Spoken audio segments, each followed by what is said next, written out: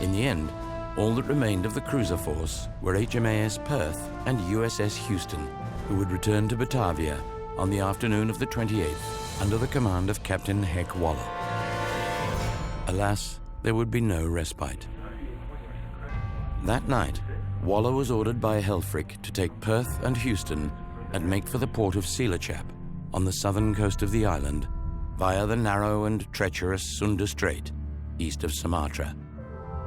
Just before midnight, on a calm sea under a bright moon, the two cruisers would be sighted by IJN destroyers attached to the massive Western invasion force of the northern entrance to the Sunda Strait. Hopelessly outnumbered, Waller nonetheless would calmly set about engaging the Japanese line, with Houston conforming in tow. Handling the cruiser with the speed, precision, and violence that had earned the nickname Hard Over Heck, the two ships charged into the main Japanese convoy, letting fly with every available gun and torpedo tube. The outcome, however, could never be in question.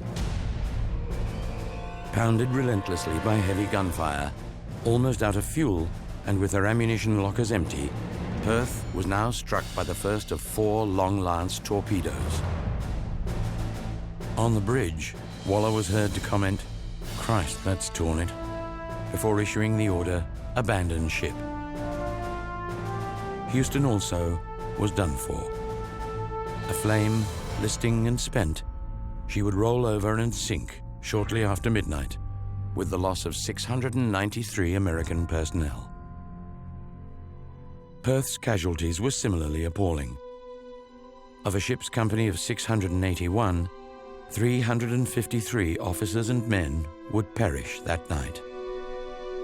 A further 112 would die in captivity amid the legion of horrors that was the Burma-Siam Railway. As to Waller, having refused to leave his ship, he was last seen alone on the bridge as Perth went down by the bows, battle ensign flying at the mainmast.